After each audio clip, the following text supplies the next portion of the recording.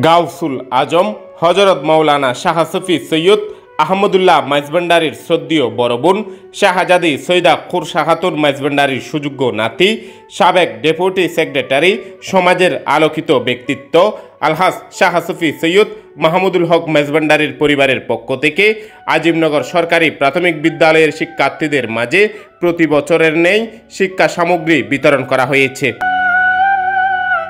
বুধবার সকালে বিদ্যালয় হল রুমে আয়োজিত সভায় সভাপতিত্ব করেন প্রধান শিক্ষক শাহিদা নাসরিন।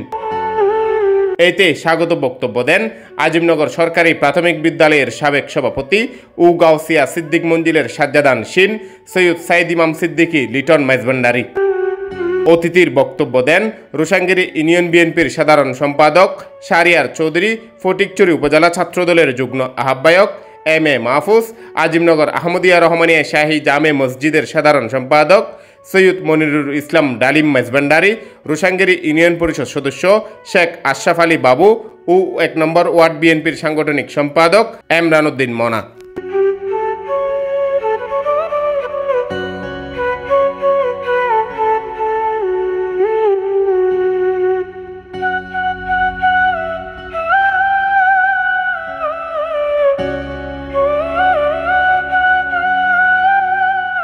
আলহাজ শাহ সফি সৈয়দ মাহমুদুল হক ডেপুটি সেক্রেটারি মাইজভান্ডারী, উনি ব্যক্তি জীবনে উনি পড়ালেখার মাধ্যমে উনি সর্বোচ্চ স্থানে গেছেন।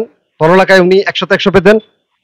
পড়ালেখার ব্যাপারে উনি কোনোদিন কার্পণ্য করেনি। উনি রাষ্ট্রকে দিয়েছেন, উনি সমাজকে দিয়েছেন। আমার সৈয়দ মাহমুদুল হক মাইজভান্ডারী, উনি তরিকাই মাইজভান্ডারীর আজীবন খেদমত করে গেছেন। উনি অসংখ্য কিতাব লিখেছেন। উনি ওনার জীবনে একটা মানুষ সব দিক দিয়ে সফল হয় না, কিন্তু একজন ব্যক্তি সব দিক দিয়ে সফল। ওনার বেসালের অনেক বছর পরেও আজকে ওনার স্মৃতির উদ্দেশ্যে ওনার সন্তানরা অনেক কিছু করে যাচ্ছেন ধারাবাহিকভাবে।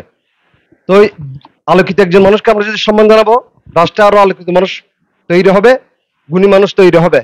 আমি আমার শ্রদ্ধেয় চাচা বিশিষ্ট শিল্পপতি আলহাজ লুৎফি এম আইয়ুব, বিশিষ্ট শিল্পপতি এইচ এম হারুন এবং সমাজসেবক আজিমনগর আহমদিয়া উচ্চ বিদ্যালয়ের দাদা সদস্য মোহাম্মদ উসমান উত্তর পরিবারের সদস্য, ওনাদেরকে আমি ধন্যবাদ জানাচ্ছি। আলহাজ শাহ সফি সৈয়দ মাহমুদুল হক মাইজভান্ডারী ছিলেন রোসাঙ্গিরি স্কুলের ছাত্র। রোসাঙ্গিরি স্কুলের প্রথম নাম ফলক উনি 1968 সালে ভবন উদ্বোধন করেছেন। উনি দেখতে পারবেন স্বাধীনতার আগে উনি প্রভিডেন্ট ছিলেন, উনি এটা উদ্বোধন করেছিলেন এবং কষ্ট করে লেখাপড়া করেছেন। ওখানে গিয়ে উনি সর্বোচ্চ পর্যায়ে গেছে, ডেপুটি সেক্রেটারি পর্যায়ে, এখান থেকে পড়ালেখা করে গেছে। তো আমরা আশা করবো এখান থেকে উপরে উঠুক, ডাক্তার হোক, ইঞ্জিনিয়ার হোক, টিচার হোক, সমাজসেবা হোক, রাজনীতিবিদ হোক, আমাদের আজিমনগর স্কুলকে তোমরা সামনে এগিয়ে নিয়ে যাবে। আমাদের এই আজিমনগর এলাকার জন্য অনেক কিছু করেছেন। যেমন মনে করেন রমজান আসলে 200-300 পরিবারকে ওনারা সহযোগিতা করেন এবং স্কুলের সামগ্রী, মসজিদ, মাদ্রাসা এবং যে কেউ যদি ওনাদের কাছে সাহায্যের জন্য যায়, কাউকে ফিরিয়ে দিচ্ছেন বলে আমার মনে হয় না, যেতটুকু আমি জানি। আর এই সব কাজগুলো সবকিছু কিন্তু ওরা লিটন দিয়ে করা, যতটুকু আমার জানা। আমি আশা করি আগামীতেও ওনাদের হাত আজকে যতগুলো সামগ্রী দিয়েছেন এর ডবল হোক, এরপর আরো ডবল হোক। আমি যে পুরো স্কুল ছাত্রছাত্রী বৃন্দ যেন ওনাদের এই শিক্ষা সামগ্রী পেয়ে খুশি হয়, এটাই ওনাদের কাছে আশা রাখি। বিশেষ কৃতজ্ঞতা জানাচ্ছি ডেপুটি সেক্রেটারি জনাব মাহমুদুল হক সাহেবের পরিবারকে, যারা এখনো পর্যন্ত আমাদের দরিদ্র এবং ছোট ছোট শিক্ষার্থীদেরকে শিক্ষা সামগ্রী বিতরণ করে যাচ্ছেন। এই বিদ্যালয়ে আসার পর থেকে আসলে আমার সাথে এলাকার সবার সাথে একটা মোটামুটি একটা সুসম্পর্ক ছিল। আমি কখনো কারো সাথে এসএমসিতে ছিল কি ছিল না এটা কখনো বিবেচনা করিনি। সবাইকে মনে করেছি আমার এলাকার মানুষ, এলাকার বিশিষ্ট ব্যক্তিবর্গ এবং আমার শিক্ষার্থীদের অভিভাবক, ওভাবেই বিবেচনা করেছি। এবং আলহামদুলিল্লাহ আমি অর্থনৈতিকভাবে, সামাজিকভাবে, রাজনৈতিকভাবে সবার কাছেই কৃতজ্ঞ।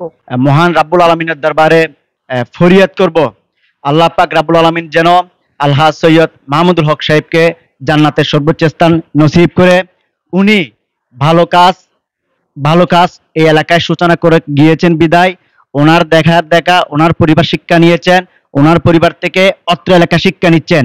এভাবে প্রতিটা সমাজের মধ্যে একজন মাহমুদুল হক সৃষ্টি হোক, ওনাদের মাধ্যমে প্রত্যেকটা এলাকায় প্রত্যেকটা জায়গায় ভালো কাজের সূচনা হোক।